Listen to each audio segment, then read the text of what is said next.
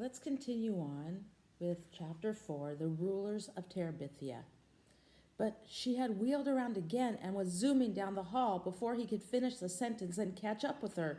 She was swinging the door to the girls' room at his nose. Jess slunk out of the building. He couldn't risk Mr. Turner catching him hanging around in the girls' room as though he were some kind of pervert or something.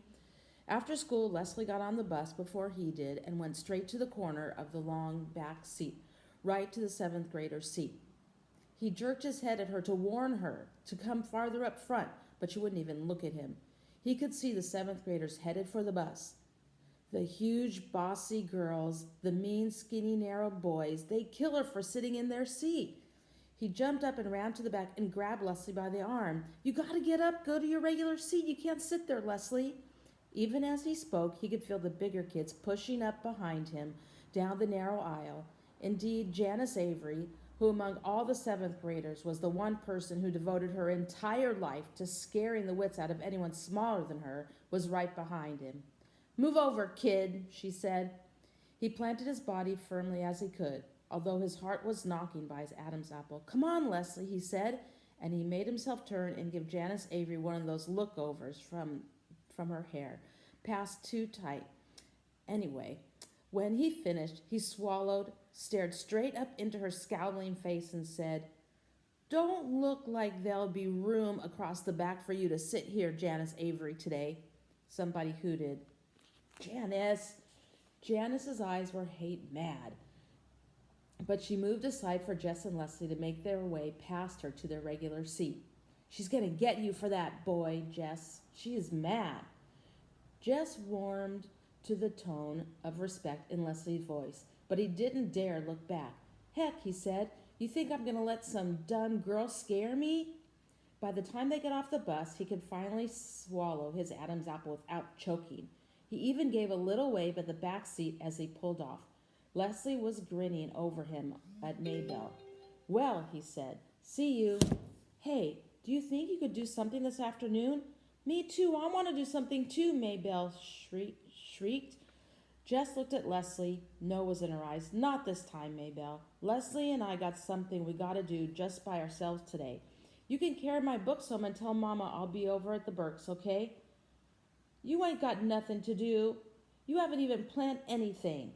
Leslie came over and leaned over Maybelle and put her hand on her shoulder. "Maybelle, would you like some new paper dolls?"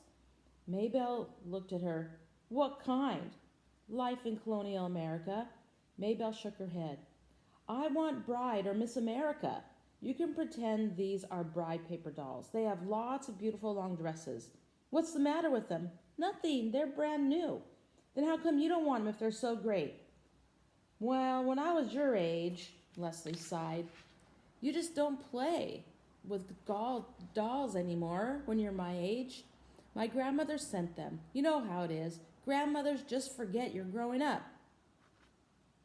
Maybelle's one living grandmother was in Georgia and never sent anything. "Did you already punch him out?" "No, honestly. And all the clothes punch out too? You don't have to use scissors." They could see she was weakening. "How about," Jess began, "you come down and take a look at them. And if they suit you, you can take them home with you and tell Mama where I am." After they had watched Maybelle tearing up the hill, clutching her new treasure of paper dolls, Jess and Leslie turned and ran up over the empty field behind the old Perkins place and down to the creek bed separated the farming. There was an old crabapple tree just at the bank of the creek. They took turns swinging across the gully on the rope. It was a beautiful autumn afternoon, and if you looked up as you swung, you could have the feeling of floating. Jess leaned back and drank in the rich, clear color of the sky. He was drifting like a lazy cloud back and forth. "Do you know what we need?" Leslie called to him. "I don't know." He couldn't imagine needing anything. "We need a place," she said, "just for us. It would be secret. We wouldn't tell anyone in the whole wide world about it." Jess came swinging back and got to his feet. She lowered her voice almost to a whisper. "It might be a whole secret country," she continued, "and you and I would be the rulers of it." Her words stirred inside him. Okay, well, where could we have it, he said. Over there in the woods, and nobody would come and mess it up. There were parts of the woods that Jess didn't like. Dark places, where it was almost like being underwater, but he didn't say so. I know, she was getting excited. It could be a magic country like Narnia. And the only way you can get in is by swinging across an enchanted rope. Come on, she said, let's go find a place and build our castle. They were gone only a few yards into the woods beyond the creek bed when Leslie stopped. How about right here, she asked. Sure, Jess replied quickly, relieved that there was no need to go deeper into the woods. He would take her there, of course, for he wasn't such a coward that he would mind exploring a little bit. But as a regular thing, as a permanent place, this would do.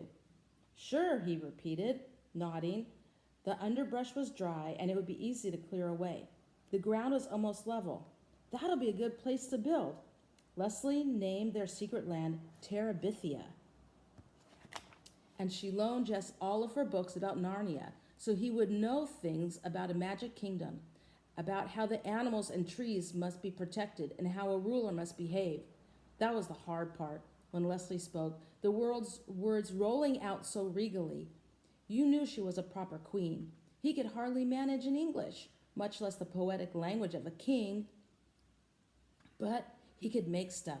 They dragged boards and other materials down from the scrap heap by Miss Bessie's pasture and built the castle in the place where they had found in the woods. Leslie filled a 3-pound coffee can with crackers and dried fruit and a 1-pound can with strings and nails. They found 5 old Pepsi bottles, which they washed out and filled with water, just in case, she said. You should draw a picture of Terabithia for us to hang in the castle, Leslie said. I can't. How could I explain it in a way that Leslie would understand? How he yearned to reach out and capture life about him when he tried. I just can't do it, he said. Don't worry.